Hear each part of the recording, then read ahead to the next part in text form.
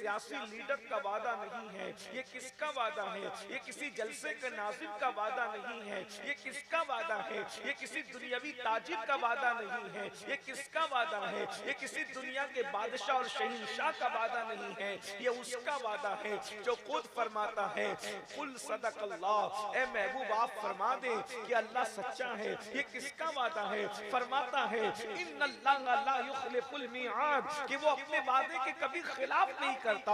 یہ کس کا وعدہ ہے؟ جس کا محبوب اتنا سچا ہے کہ ان کی سچائی کی گواہی ان کے دشمنوں نے دی ہے۔ جس کا بنایا ہوا محبوب اتنا سچا ہو، وہ بنانے والا خدا کتنا سچا ہوگا۔ وہ فرما رہا ہے وَلِمَنْ خَافَ مَقَامَ رَبِّهِ جَنَّتَانِ، جو اللہ کی بارگاہ میں کھڑے ہونے سے ڈرا، یعنی رب کی بارگاہ میں جواب دہی کے تصور سے جس نے گناہ کو چھوڑ دیا، اللہ اسے 2 جنتیں عطا فرمائے گا۔ اور میرے آقا علیہ الصلوۃ والتسلیم فرماتے ہیں وہ دونوں جنتیں سونے کی ہوگی۔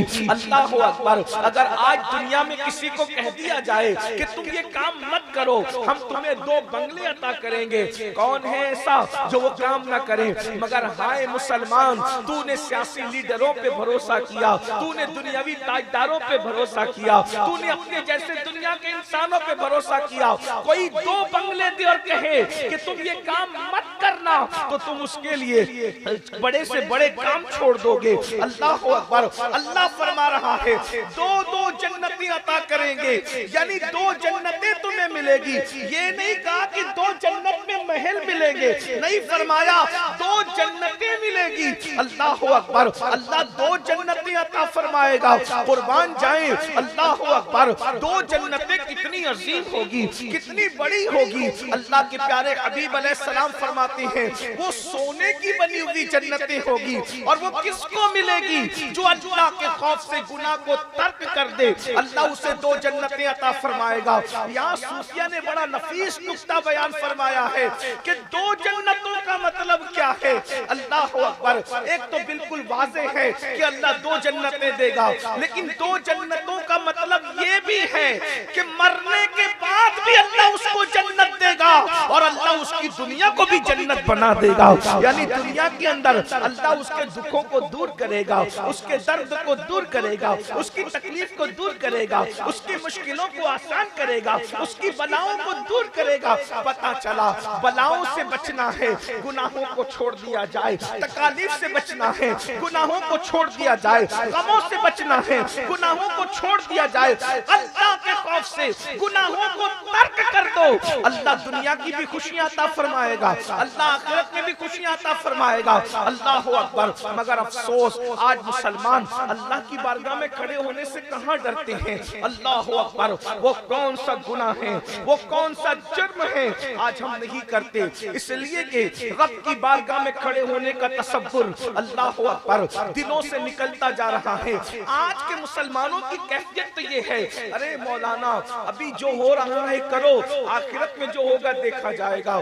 نہیں میرے بھائی، ایک مسلمان ہونے کی حیثیت سے، ایک مومن ہونے کی حیثیت سے ہمیں سوچنا چاہیے اللہ اکبر ہم رب کو جواب کیا دیں گے؟ رب کی بارگاہ میں کھڑے ہوں گے کیا جواب دیں گے؟ آئیے مجھے تو ایک بات یاد آتی ہے، اللہ اکبر آپ نے سنا ہوگا سلطان العارفین سیدنا بایزید بسطامی رحمت اللہ تعالی علیہ۔ یہ بایزید بسطامی کون ہیں؟ ان کے بارے میں سید الطائفہ جنید بغدادی فرماتے ہیں جو مقام اللہ نے حضرت جبریل کو فرشتوں میں عطا کیا ہے، وہ مقام اللہ نے حضرت بایزید کو ولیوں میں عطا کیا ہے۔ حضرت بایزید بسطامی رحمت اللہ علیہ کو خون کا پیشاب ہوتا تھا، اور آپ کو خون کا پیشاب ہوا تو آپ کے مریدین کو پتا چلا کہ مرشد کو خون کا پیشاب ہو رہا ہے، تو لوگ بے چین ہو گئے، حضرت کو خون کا پیشاب ہو رہا ہے، حضرت کو خون کا پیشاب ہو رہا ہے، کسی اچھے طبیب سے علاج کراؤ، اچھے حکیم سے علاج کراؤ۔ حضرت بایزید بسطامی کو لوگوں نے کہا حضور اچھے حکیم سے، اچھے طبیب سے علاج کروا لیں۔ حضرت سلطان العارفین فرماتے ہیں میرے بچوں، میرے روحانی بیٹوں، مجھے کوئی حکیم اور طبیب کی دوا شفا نہیں دے سکتی۔ اس کی وجہ یہ ہے کہ یہ جو تم خون کا پیشاب دیکھتے ہو، یہ خون کا پیشاب نہیں ہے بلکہ بچپن میں مجھ سے ایک گناہ ہو گیا تھا. جب مجھے یاد آتا ہے کہ قیامت کے دن اللہ کی عدالت میں کھڑا رہوں گا, اگر اللہ نے اس گناہ کے بارے میں مجھ سے پوچھ لیا تو میں اللہ کو جواب کیا دوں گا. بس اسی خوف کی وجہ سے میرا جگر پگھلتا ہے, اور جگر پگھل کر پیشاب کے راستے سے بہتا ہے. تم کو یوں لگتا ہے کہ خون کا پیشاب ہو رہا ہے, خون کا پیشاب نہیں ہو رہا ہے. اللہ کے خوف کی وجہ سے میرا جگر پگھل کر کے بہ رہا ہے. رب کی بارگاہ میں کیا جواب دوں گا, اللہ کی بارگاہ میں کیا جواب دوں گا؟ مجھے بتاؤ, بچپن کا کوئی گناہ بھی گناہ ہوتا ہے؟ علماء سے پوچھے, بچپن کے گناہ کی کوئی کا اعتبار نہیں ہوتا.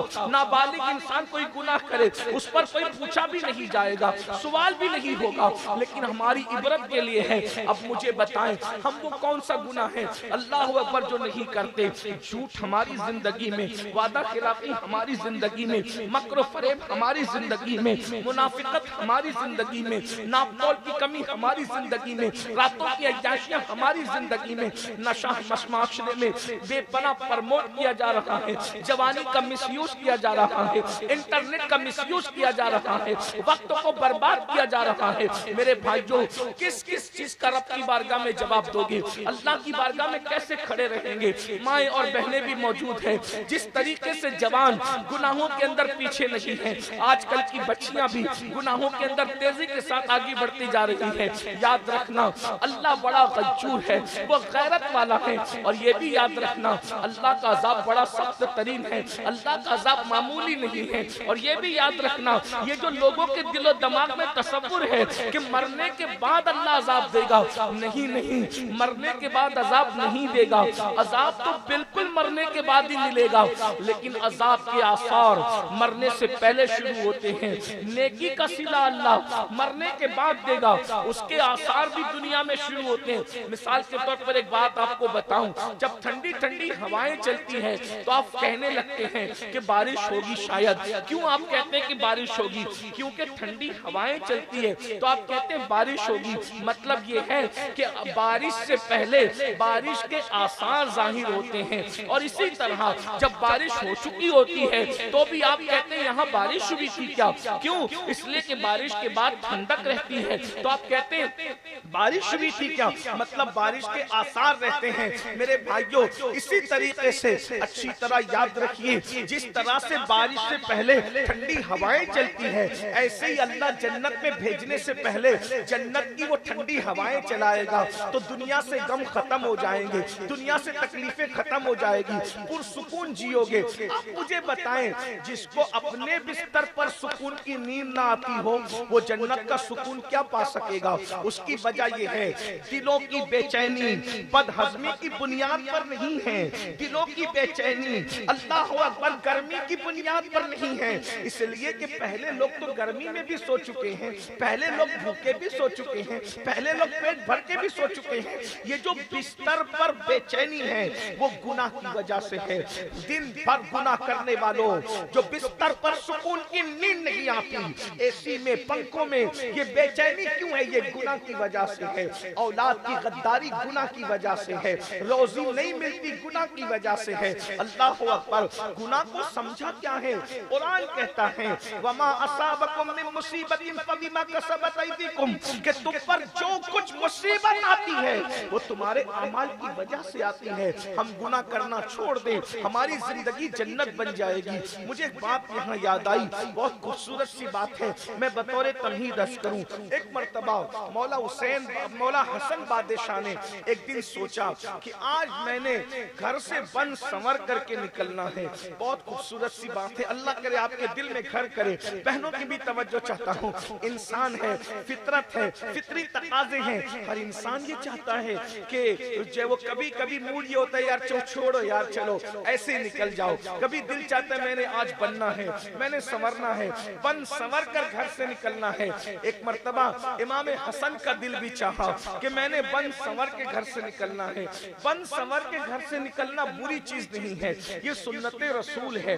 اس لیے کہ بننا سنورنا کوئی بری بات نہیں ہے, لیکن نیت اچھی ہونی چاہیے. یہ بھی یاد رکھیں, اگر کوئی گھر سے بن سنور کر اس لیے نکلے کہ مرد اس لیے بن سنور کے نکلے لڑکے کہ لڑکیاں مجھے دیکھیں اور میرے فریب میں مبتلا ہو جائیں، اور لڑکیاں اس لیے بن سنور کے نکلے کہ مجھے لڑکے دیکھے میرے فریب میں مبتلا ہو جائیں، تو ایسے لوگوں کے لیے وعید یہ آئی ہے کہ اللہ ایسے لوگوں کو جہنم میں آگ کی کینچی سے ان کی چمڑی کو کاٹنے کا حکم دے گا، ان کی چمڑیوں کو آگ کی کینچی سے کاٹا جائے گا۔ بننا برا نہیں، سنورنا برا نہیں، انسان کی نیت پر ڈیپینڈ کرتا ہے، اور اسلام تو بننے سنورنے سے منع نہیں کرتا۔ اچھے بن کے رہو تاکہ لوگ تمہیں دیکھے تو نفرت نہ کرے، لوگ تمہیں دیکھے تو گھن نہ کرے۔ بہرحال امام حسن بادشاہ نے سوچا آج میں نے بن سنور کے نکلنا ہے، میں تھوڑا سا آپ کو وہاں تک پہنچانا چاہتا ہوں، ذرا غور فرمائیں۔ اللہ اکبر، نیک لوگوں کی دنیا کتنی خوبصورت ہوتی ہے۔ کچھ لوگ سمجھتے ہیں دنیا تو جنجال کی جگہ ہے، دنیا تو مصیبتوں کا گھر ہے، دنیا تو بلاؤں کا گھر ہے، دنیا تو تکلیفوں کا گھر ہے۔ یہ سب کے لیے نہیں ہے میرے بھائی، ذرا اس پہ بھی غور کیجئے۔ اب امام حسن سوچ رہے کہ میں نے بن سنور کے گھر سے نکلنا ہے۔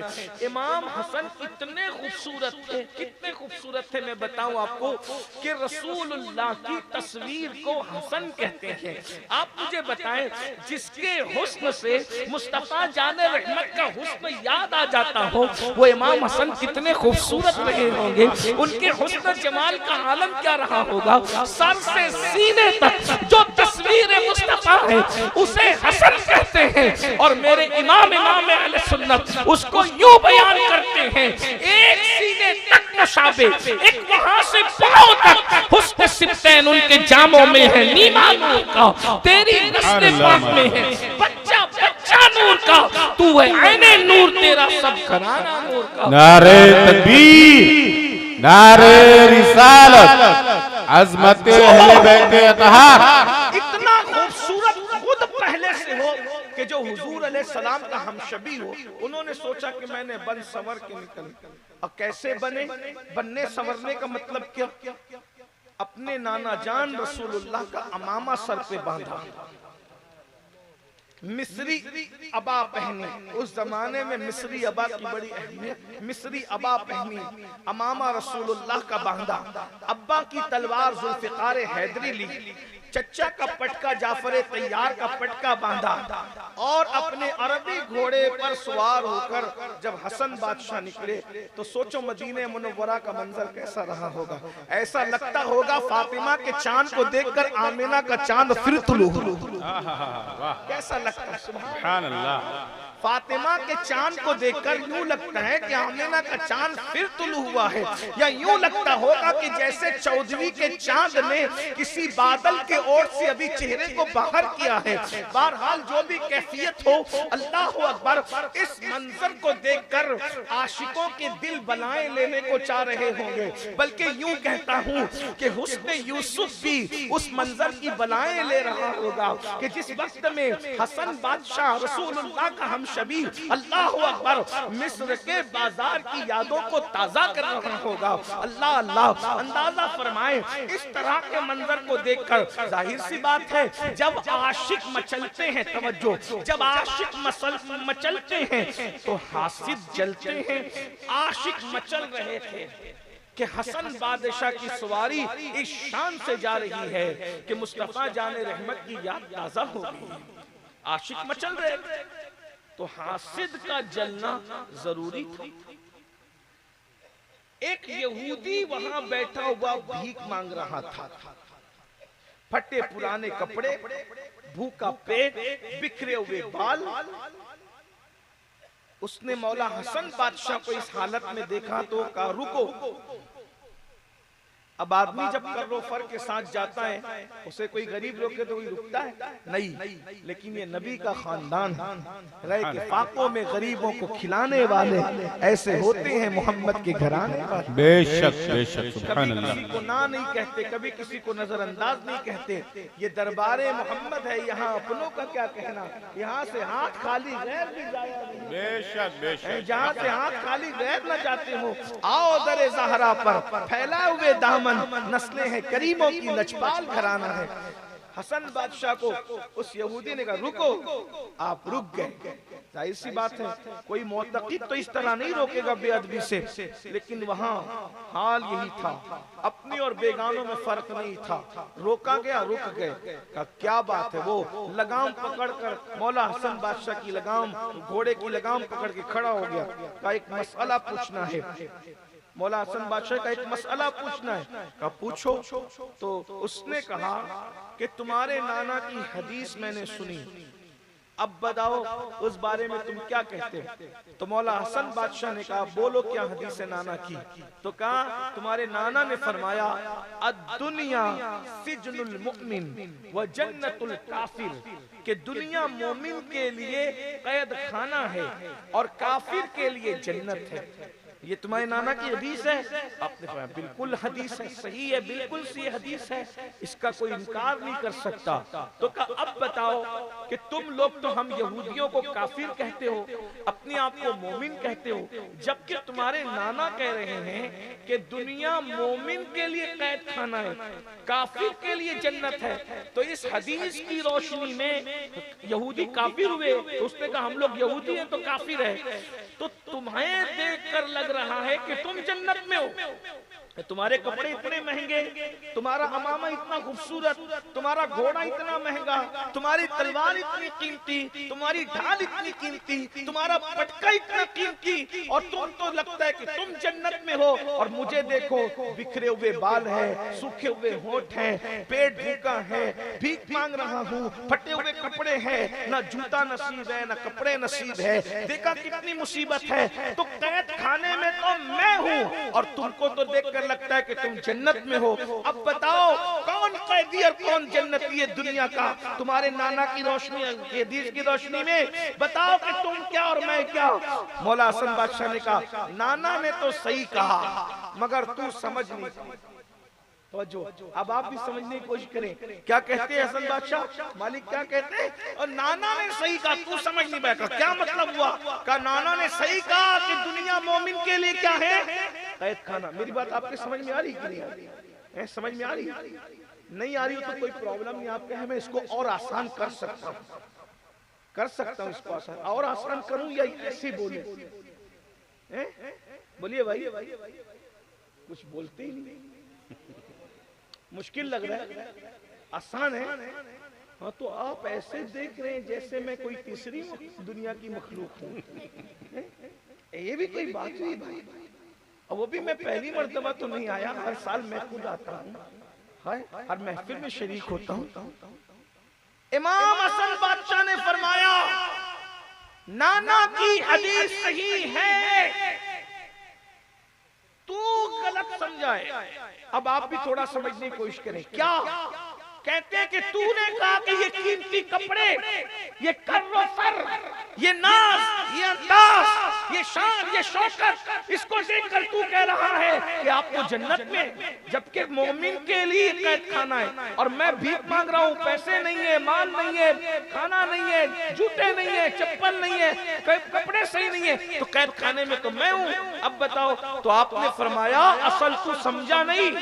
بات یہ ہے کہ ہم لوگوں کے لیے جنت میں اللہ نے جو نعمتیں تیار کر رکھی ہے اس کے مقابلے میں یہ میرا کر و فر اگر دیکھو تو گویا کہ میں قید خانے میں ہوں، اور تیرے لیے جو خطرناک اللہ نے عذاب تیار کر رکھا ہے اس کے مقابلے میں اگر دنیا دیکھو تو گویا کہ تو جنت میں ہے.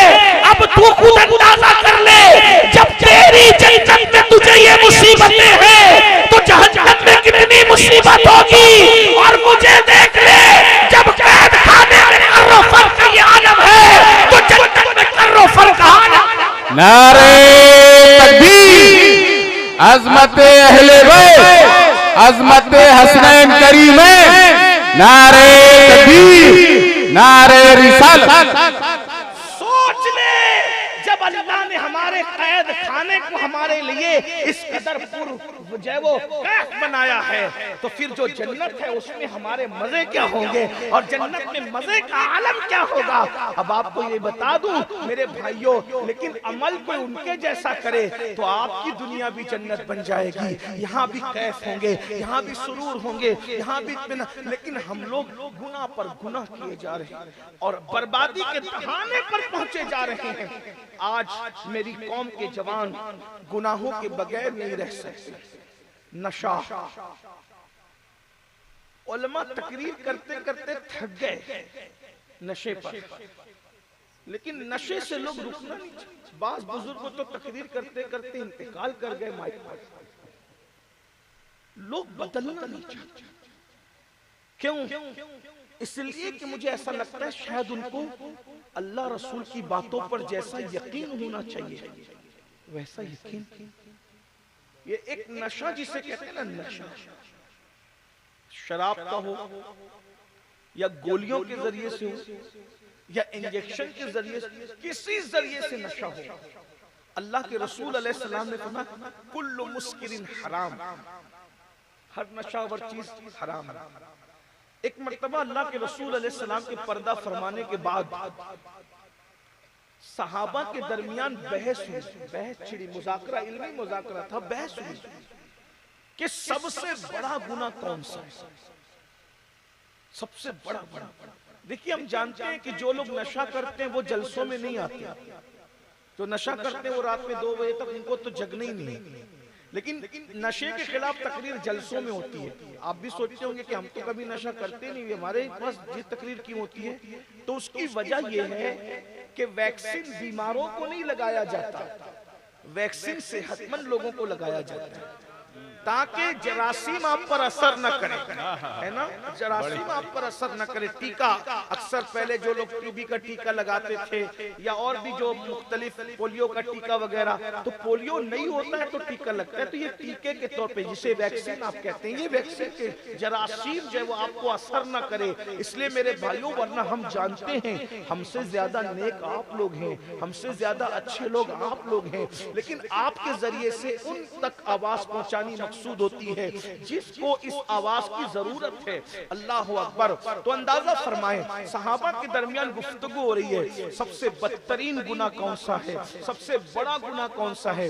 ایک صحابی کہتے ہیں یہ، ایک صحابی کہتے ہیں یہ، ایک صحابی، سب لوگ اپنی اپنی رائے پیش کر رہے ہیں۔ حضرت سیدنا فاروق اعظم رضی اللہ تعالیٰ نے فرمایا ایک کام کرو، عبداللہ ابن عمرو ابن عاص کے پاس جاؤ اور ان سے پوچھو کہ سب سے بڑا گناہ کون سا ہے۔ حضرت عبداللہ ابن عمرو ابن عاص کے پاس لوگ گئے تو جا کر کے پوچھا کہ صحابہ کرام کی محفل مذاکرہ ہے، علمی ڈیبیٹ چل رہی ہے، علمی گفتگو چل رہی ہے اور اس پر بات ہو رہی ہے کہ سب سے بڑا گناہ کون سا ہے، سب سے بدترین گناہ کون سا ہے، تو ایک رائے نہیں ہو پا رہے ہیں۔ تو حضرت عبداللہ ابن عمرو ابن عاص نے فرمایا سب سے بدترین اور بڑے گناہ کے بارے میں جاننا چاہتے ہیں لوگ تو ان کو بتا دو کہ سب سے بدترین اور بڑا گناہ اگر کوئی ہے تو وہ نشہ کرنا ہے، وہ شراب پینا ہے۔ اب بات فاروق اعظم کی تھی، فاروق اعظم رضی اللہ تعالیٰ فاروق اعظم تھے۔ جب آنے والے نے یہ کہا کہ اب عمرو ابن عاص کے بیٹے عبداللہ تو یہ کہہ رہے ہیں کہ سب سے بدترین اور بڑا گناہ نشہ کرنا ہے اور جو ہے وہ شراب پینا ہے، تو آپ نے فرمایا، فاروق اعظم نے عبداللہ ابن عمرو ابن عاص کو بلا کر کے لاؤ۔ ان کو بلایا گیا تو فرمایا تم نے کیسے کہہ دیا یہ بات کہ سب سے بڑا گناہ یہ ہے، سب سے بدترین گناہ یہ ہے؟ تو عبداللہ ابن عمرو ابن عاص نے فرمایا امیر المومنین، میں نے اپنی مرضی سے نہیں کہا بلکہ اللہ کے رسول صلی اللہ علیہ وآلہ وسلم کو میں نے اپنے کانوں سے سنا کہ حضور فرما رہے ہیں کہ بنی اسرائیل میں ایک شخص تھا بادشاہ، اور وہ بادشاہ ایک بڑے نیک پرہیزگار متقی آدمی کو ذلیل اور رسوا کرنا چاہتا تھا، تو اس نے اس کو پکڑا اور پکڑنے کے بعد جو ہے مفہوم ہے اس کو پکڑنے کے بعد اس کو ذلیل اور رسوا کرنے کے لیے اس سے گناہ کروانا چاہا تو اس کے سامنے کیا کیا؟ سور کا گوشت رکھا، خنزیر کا گوشت رکھا، کہا یہ سور کھاؤ۔ اس نے کہا استغفر اللہ، میں سور نہیں کھاتا، سور نہیں کھایا جا سکتا۔ تو کہا سور نہیں کھاتے تو یہ زنا کرو، وہ عورتیں یہاں موجود ہیں ان سے زنا کرو۔ اس نے کہا استغفر اللہ، یہ تو سور کھانے سے بھی بڑا گناہ ہے زنا کرنا۔ ذرا دھیان دینا، یہ پہلے سے مسلمانوں کی فکر ہے، یعنی سور کھانے سے بھی بڑا گناہ کیا ہے؟ سور کھانے سے، خنزیر کھانے سے بڑا گناہ زنا ہے۔ سوچیے، اس کو آج کل کے لوگ گناہ سمجھتے ہیں۔ شادی سے پہلے یہ اتنا آسان ہو گیا ہے لوگوں کے لیے کہ العیاذ باللہ، لڑکے لڑکیوں کی دوستی کے نام پہ زنا کو خوب پرموٹ کر رہا ہے مغرب۔ اور بزرگوں نے فرمایا کہ زنا کرنے والا جب زنا کرتا ہے تو وہ 7 سمندروں کے پانی سے بھی نہا لے تو اس کے دل پر جو گناہوں کا دھبا لگا ہے وہ کبھی مٹ نہیں سکتا۔ اور لوگ بہت آسان سمجھتے ہیں اس کو۔ علماء جب زنا کی مذمت پہ تقریر کرتے ہیں تو نوجوان منہ کے منہ میں ہنستے ہیں کہ یہ مولوی کیا بول رہا ہے، یہ مولوی کی بات نہیں، یہ مولا مصطفیٰ جان رحمت کا فرمان ہے۔ کیا اللہ اکبر، کہ زانی کو اللہ تبارک و تعالی میدان محشر میں سب سے زیادہ عذاب عطا فرمائے، بلکہ یہاں تک فرمایا کہ جس نے شادی شدہ عورت سے زنا کیا پوری امت پر جتنا عذاب ہوگا پوری امت کا آدھا اگر کسی کو عذاب دیا جائے گا تو زانی کو دیا جائے گا۔ لوگ لرزتے نہیں کیونکہ ہمارے حرام لقمے کھا کھا کر کے دل اتنے سخت ہو گئے، گناہ کر کر کے دل اتنے سخت ہو گئے، دین سے دور رہ کر کے مسجدوں کو ویران کر کے دل اتنے سخت ہو گئے کہ جن باتوں پر صحابہ کی چیخ نکل جاتی تھی، جن عذاب کو سن کر کے صحابہ بے ہوش ہو جاتے تھے، جن وعیدوں کو سن کر کے اللہ اکبر صحابہ 3 دن تک کے بے ہوش رہتے تھے، آج قوم جب ان باتوں کو سنتی ہے تو ہنستی ہے کہ یہ عذاب بھی کوئی چیز ہے۔ بزرگوں نے یہاں تک فرمایا زنا کرنے والے کو صرف عذاب نہیں دیا جاتا بلکہ زانی کی نسلوں میں بھی عذاب باقی رہتا ہے، یعنی بیٹا پوتا نواسے نواسی۔ کچھ لوگ کہتے ہیں مولانا ہم اتنا نیک عمل کرتے ہیں، صدقہ دیتے ہیں، چندہ دیتے ہیں، مسجد مدرسے، پھر بھی پریشان رہتے ہیں۔ یہ حتمی نہیں کہہ رہا ہوں میں، حتمی نہیں، لیکن اکثر ایسا ہوتا ہے کہ یہ پریشانیاں نسلوں کو اس لیے ہوتی ہے کہ جو اوپر اصل ہے انہوں نے اس طرح کے کوئی گناہ کیے جس کی وجہ سے آپ کی بربادی ختم ہوئی۔ اور کچھ ایسے ہوتے ہیں آپ کہتے ہیں یار وہ فلاں تو مٹی پکڑتا ہے تو سونا ہو جاتا ہے، جبکہ اتنا بدماش ہے کہ پورے محلے کے اندر اس سے بڑا بدماش کوئی نہیں ہے۔ تو اس کی وجہ بھی یہ ہوتی ہے کہ یہ بدماش ہے لیکن اوپر اصل میں کسی نے ایسی نیکی کر دی ہے کہ اس کی نیکی کی برکت ابھی بھی نسل کو نصیب ہوئی۔ سبحان اللہ، نیکی کا اثر بھی باقی رہتا ہے اور گناہوں کا اثر بھی باقی رہتا ہے۔ یہی تو آپ کو سنی اجتماع میں پیغام دیا جا رہا ہے، ایسے پاپ مت کرو کہ تمہاری نسلیں برباد ہو، کچھ ایسے نیکیاں کر جاؤ جس کی وجہ سے اللہ تمہاری نسلوں کو برکت دے۔ اگر یہ بات آپ کی سمجھ میں نہیں آ رہی ہے تو میں ایک مثال دیتا ہوں آپ کو، شاید سمجھ میں آ جائے، سنی ہوئی مثال ہے لیکن آپ کو دیتا ہوں اب بھی دماغ میں آ جائے گی۔ گرگٹ کو مسلمان جہاں پاتے ہیں وہاں مارتے ہیں، ہے نا؟ ٹھیک ہے، اور مینڈک کو نہیں مارتے، اور مارنا تو دور کی بات، پانی کے اندر اگر مینڈک رہے تو وہ پانی ناپاک نہیں ہوتا، ہے نا؟ ایسا ہی ہے۔ آخر کیا بات ہے کہ گرگٹ مارا جا رہا ہے، اس نے کیا کیا ہے؟ گرگٹ سمجھتے ہیں نا؟ گرگٹ آپ کیا کیا کہتے ہیں؟ گرگٹ ہی کہتے ہیں، گرگٹان بھی کہتے ہیں۔ ہاں، تو گرگٹ نے کیا کیا آپ کا؟ آپ اس کو مارتے ہیں، کیا بگاڑا اس نے؟ کیا کیا کتنا سا انگلی کا بھر ہوتا ہے، وہ کرتا کیا ہے؟ اس کو مارا جاتا ہے. کیوں مارتے ہو؟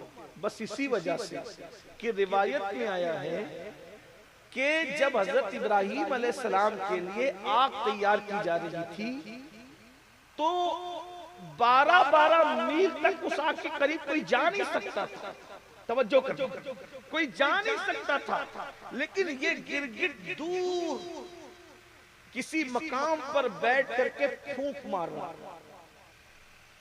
پوچھا گیا یہ پھونک کیوں مارتے ہو؟ تو کہا اللہ کے خلیل کے لیے جو آگ تیار ہو رہی ہے میں پھونک مار رہا ہوں تاکہ یہ اور بھڑکے. آپ مجھے بتائیں کیا اس کے پھونک مارنے سے وہ بھڑکی ہوگی یا بھڑک سکتی ہوگی؟ اندازہ فرمائیں. تو وہ پھونک مار کے بھڑکا تو نہیں سکا، لیکن نبی کی دشمنی اس کے پاس جو تھی اس کو پتا چلا کہ بھی نبی کا دشمن ہے. تو اس اصل نے پاپ کیا، آج تک نسل ماری جا رہی ہے. دیکھا پاپ اصل نے کیا، نسل ماری جا رہی ہے. اور اسی وقت یہ بھی دیکھا گیا کہ ایک مینڈک اپنے منہ میں پانی لے کر کے چلی ہے. پوچھا گیا تم کدھر بڑی بھی؟ تو اس نے بتایا کہ اللہ کے خلیل کے لیے آگ جلائی گئی ہے، میں پانی منہ میں بھر کے لے جا رہی ہوں تاکہ ڈال دوں تاکہ وہ آگ بجھ جائے. اس کے پانی سے کیا وہ آگ بجھ سکتی تھی؟ نہیں بجھ سکتی تھی. بتائیں آپ مجھے بتائیے کہ کیا بجھ سکتی تھی؟ نہیں بجھ سکتی تھی. لیکن اس کی محبت پتا چلی کہ نبی کو یہ آگ میں دیکھنا نہیں چاہتی. اتنا چھوٹا سا عمل، اتنا چھوٹا سا عمل آج تک نسل کو فائدہ پہنچا رہا ہے کہ بزرگوں نے کہا کہ مینڈک کو نہ مارا کرو، مینڈک نہیں مارنا چاہیے. آپ مجھے بتائیے ادھر اصل نے اچھا کام کیا، نسلوں کو فائدہ مل رہا ہے، اور ادھر اصل نے برا کام کیا، نسلیں ماری جا رہی ہے. یہی تو سمجھانا چاہتے ہیں. ان روایتوں کی اصل جو ہو وہ ہو، لیکن اتنی بات میں آپ سے پوچھنا چاہتا ہوں، اگر اصل اچھا کرے نسل کو فائدہ ہوتا ہے، اصل برا کرے نسلیں ماری جاتی ہے. اب میں آپ سے پوچھنا چاہتا ہوں آپ کیا چاہتے ہیں؟ کہ آپ کی نسلیں برباد ہو جائیں، آپ کی نسلیں مصیبت میں رہیں، آپ کی نسلیں پریشانیوں میں رہیں، آپ کی نسلیں تکلیف میں رہیں؟ او بھائیو اچھا کام کر لو اللہ کے لیے. اس زمین پر زنا کرنے نہیں آئے ہو، اس زمین پر شراب پینے نہیں آئے ہو، اس زمین پر پاپ کرنے نہیں آئے ہو، اس زمین کو ظلم سے بھرنے نہیں آئے ہو، اس زمین پر ماں باپ پہ ظلم کرنے نہیں آئے ہو، اس زمین پہ عورتوں کو پاپ کی نظروں سے دیکھنے کے لیے نہیں آئے ہو، اس زمین پہ مسجدوں کو ویران کرنے نہیں آئے ہو، اس زمین پر کسی کی حق تلفی کے لیے نہیں آئے ہو، اس زمین پر اللہ اکبر زمین کو گناہ سے بھرنے کے لیے نہیں آئے ہو. زمین پہ آنے کا مقصد ہے وَمَا خَلَقْتُ الْجِنَّ وَالْإِنسَ إِلَّا لِيَعْبُدُونَ. ہم نے جن اور انس کو صرف اپنی عبادت کے لیے پیدا کیا ہے. زمین پہ پاپ مت کرو ورنہ خود بھی برباد ہو جاؤ گے، نسلوں تک اس کا اثر باقی رہے گا. اچھے کام کر لو، اللہ اس کی برکتیں تمہیں عطا کرے گا. اللہ اکبر. ابھی میں نے امام حسن کا ذکر کیا، امام حسین کا ذکر کیا. میرے بھائیوں امام حسن نے امت کو کٹنے سے بچانے کے لیے حضرت امیر معاویہ سے صلح کر کے ان کو حکومت سونپ دی. اللہ نے اس نیکی کا صلہ حسن کو یہ عطا کیا کہ ہر زمانے کا غوث اعظم اللہ نے امام حسن کی نسل. سبحان اللہ، ماشاء اللہ. دیکھ اصل کی قربانی کی برکت نسل کو کیسے ملتی ہے کہ جس کی چوکھٹ سے ولایت بٹ رہی ہے وہ شیخ عبد القادر جیلانی بھی امام حسن کی نسل میں ہے، اور جس کے پیچھے عیسیٰ علیہ السلام نماز ادا کریں گے قریب قیامت وہ امام مہدی کو بھی اللہ نے امام حسن کی نسل میں. سبحان اللہ، ماشاء اللہ. غور کیجیے نا ذرا، توجہ فرمائیں. اچھا پیغام. اگر اصل اچھا کام کرے برکت نسل کو نصیب ہوتی ہے. اور دیکھو آج یزید کی کوئی نسل ہی باقی ہے. اگر آپ کو ملے ایسے لوگ تو ذرا ہمیں بھی ملائیں، ہم بھی تو زیارت کریں کہ ایسے لوگ بھی زمین پر ابھی تک بوجھ بنے ہوئے ہیں. یہ ہم بھی تو ذرا کبھی دیکھا کسی اسٹیج پہ دیکھا کہ حضرت یزید کی نسل اس جلسے کی صدارت کرے گی؟ دیکھا؟ بتاؤ، دیکھا نہیں؟ دیکھا نا؟ تو اسی لیے پاپ کیا اصل نے برباد ہو گئی نسل، قربانی دی اصل نے آج تک کے نسلوں کے گنبد چمک رہے ہیں۔ اللہ اکبر، ذرا غور فرمائیں۔ اس لیے پاپ نہ کیجئے، جرائم نہ کیجئے، ظلم نہ کیجئے۔ تو میں عرض کیا کر رہا تھا، بات کو سمیٹنے لگا ہوں کہ حضرت عبداللہ ابن عمرو ابن عاص نے فرمایا کہ اللہ کے رسول صلی اللہ علیہ وآلہ وسلم کے فرمان کا مفہوم ہے کہ بنی اسرائیل کے ایک جوان کو اس بادشاہ نے رسوا کرنے کے لیے، ذلیل کرنے کے لیے گناہ کروانا چاہا تو پہلے اس کے سامنے سور پیش، خنزیر پیش۔ اس نے کہا میں سور نہیں کھاؤں گا۔ زنا کرو تو اس نے زنا بھی نہیں کرنا چاہا، کیونکہ زنا کتنا بڑا گناہ ہے۔ میں تو صرف آپ کے سامنے اشارہ کیا ہے، وقت بھی نہیں ہے کہ بات کریں بہت زیادہ، کیونکہ ہمیں وقت پہ محفل ختم کرنی ہے۔ اور اصل گفتگو جب قائد محترم موجود ہوتے ہیں تو میری تمنا ہوتی ہے کہ ہم سے بہتر آپ ان کے ملفوظات سنیں تاکہ آپ کو برکتیں ملیں، کیونکہ ان کا خطاب ایسا ہوتا ہے کہ 2 جملے پر پوری کتاب لکھی جا سکتی ہے۔ ابھی آپ سنیں گے، سنتے رہتے ہیں، ابھی حضرت تشریف بھی لاتے ہیں، ابھی تشریف لائیں گے تو آپ حضرت کی گفتگو سنیں گے انشاءاللہ۔ لیکن تو کہا کہ جب اس نے سور نہیں کھایا تو زنا کا آپشن تھا، زنا نہیں کیا تو کہا پھر ایک کام کرو، کسی کو قتل کرو، مرڈر کرو کسی کا۔ تو کہا یہ تو اور بھی بڑا گناہ ہے، یہ اور بھی بڑا گناہ ہے کسی کا قتل کرنا، کیونکہ کسی نے کسی کو بے گناہ قتل کیا تو اللہ اس پر جنت کی خوشبو بھی حرام کرتا، اور کسی کو قتل کیا تو جب یہ مرے گا، قتل کرنے والا مرے گا تو قیامت تک اس نے جس اوزار سے کسی کو قتل کیا تھا تو وہی جہنم کی آگ کے اوزار سے اس کو بھی بار بار قتل کیا جائے گا، بار بار زندہ کیا جائے گا، بار بار قتل کیا جائے گا، بار بار زندہ کیا جائے گا۔ یہ جو قاتل ہے، قاتل کی سزا بہت سخت ہے، اور اللہ نے قرآن میں فرمایا کہ مدتوں وہ عذاب بھگتتا رہے گا، اس پر جنت کی خوشبو بھی حرام کر دی گئی ہے۔ اللہ اکبر۔ تو کہا میں قتل نہیں کروں گا، کہا کہ نہ زنا کرتے ہو، نہ سور کھاتے ہو، نہ قتل کرتے ہو، تو پھر ایک کام کرو، یہ شراب پڑی ہوئی شراب پی لو۔ اس کو لگا یہ آسان ہے، وہ نیک بندہ تھا، اس کو لگا یہ شراب، اس نے اٹھایا کٹورا اور شراب پی لیا۔ جب شراب پیا تو حضرت عبداللہ ابن عمرو ابن عاص فرماتے ہیں شراب کا پینا تھا کہ اس پر نشہ چڑھا، اور جب نشہ چڑھا تو اس نے سور بھی کھایا، زنا بھی کیا اور قتل بھی کیا۔ یعنی نشے سے پہلے وہ جن گناہوں کو جو وہ بری نظر سے دیکھ رہا تھا، نشہ کرنے کے بعد وہ سارے گناہوں میں مبتلا ہو گیا۔ اسی لیے نشے کو ام الخبائث قرار دیا گیا ہے، ہر برائی کی ماں، برائی کی جڑ قرار دیا گیا ہے۔ بس میں اپنے جوانوں سے اتنا ہی کہتا ہوں، کاش ان تک آواز پہنچے، اللہ کرے یہ کان اس گفتگو کے مستحق ہے، اللہ ان کانوں تک اس آواز کو پہنچائے۔ میرے جوانوں، جب بندہ نشے میں ہوتا ہے تو بیوی اور ماں میں فرق نہیں کر پاتا۔ کتنی بڑی بات ہے یہ کہ بیوی اور ماں میں فرق نہیں کر پاتا۔ سوچو نہ ذرا، اگر حالت نشہ میں جو کام رات میں بیوی کے ساتھ کیا جاتا ہے وہی کام اگر وہ اپنی ماں کے ساتھ کرے تو پھر کیا ہوگا؟ نشہ ختم ہونے کے بعد پچھتانے سے کوئی اس کا حل نکلے گا، اور نشہ کرنے والا بیوی اور بیٹی میں فرق نہیں کر پاتا۔ ذرا غور تو کرو، نتیجے پہ غور تو کرو۔ اگر یہ ہو گیا کہ جو بیوی کے ساتھ ہوتا ہے وہ بیٹی کے ساتھ کر لیا تو کیا زندگی بھر اپنے آپ کو معاف کر سکے گا؟ لیکن کہنے والوں نے کہا ہے پچھتاوے سے کہا ہوت، جب چڑیا چگ گئی کھیت، ایک مرتبہ کچھ ہو گیا تو پھر پچھتانے سے کچھ نہیں ہوگا۔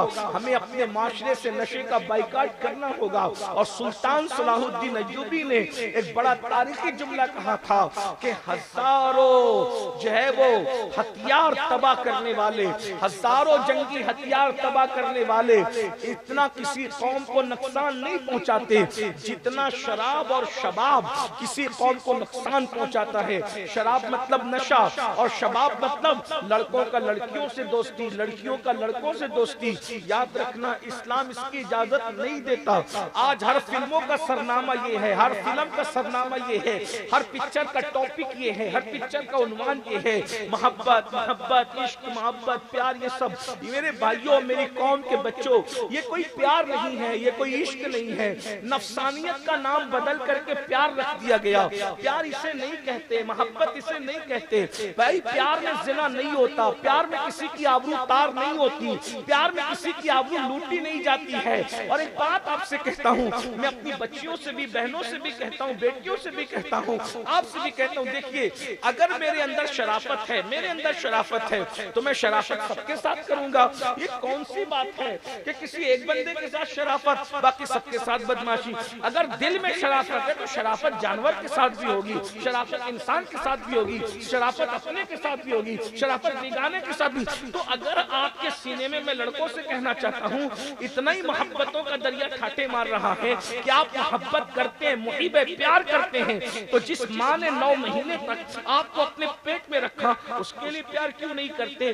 اس کو یہ کیوں نہیں کہتے کہ میں تم سے پیار کرتا ہوں؟ اس ماں کو یہ کیوں نہیں کہتے کہ تمہارے لیے آسمان کے تارے توڑ کر تمہارے قدموں میں بچھا سکتا ہوں؟ اس کے لیے کیوں نہیں کہتے کہ میں تیسری دنیا بسا سکتا ہوں؟ اس کے لیے کیوں نہیں کہتے کہ تم جو کہو تمہارے لیے قربانی دے؟ جب پیار ہے تو ماں سے پیار کیوں نہیں ہے؟ جس نے 2 سال تک کے دودھ پلایا اس سے پیار نہیں، جس نے 9 مہینے تک پیٹ میں رکھا اس سے پیار نہیں، جس باپ نے اپنا پورا شباب آپ کو جوان کرنے کے لیے قربان کر دیا، 24 گھنٹے اس سے خیریت پوچھنے کی فرصت نہیں ہے۔ اور ایک ایسی لڑکی جس کو کبھی دیکھا نہیں، کبھی پہچانا نہیں، کبھی جانا نہیں، اس سے آپ کے دل میں پیار محبت ہو گئی۔ اس کا مطلب یہ ہے کہ پیار اور محبت کے نام پر نفسانی خواہشات میں ڈوبے جا رہے ہو، اس سے نکلنا ہوگا۔ آئیے ہم اپنے قائد کا استقبال کریں۔ نعرہ تکبیر، نعرے رسالت، نعرے رسالت، امیر اہل سنت، امیر اہل سنت، عطائے حضور مفتی اعظم ہند، عطائے حضور مفتی اعظم ہند، سنی دعوت اسلامی، سنی دعوت اسلامی، سنی دعوت اسلامی، نعرے حیدری، نعرے تکبیر، نعرے رسالت۔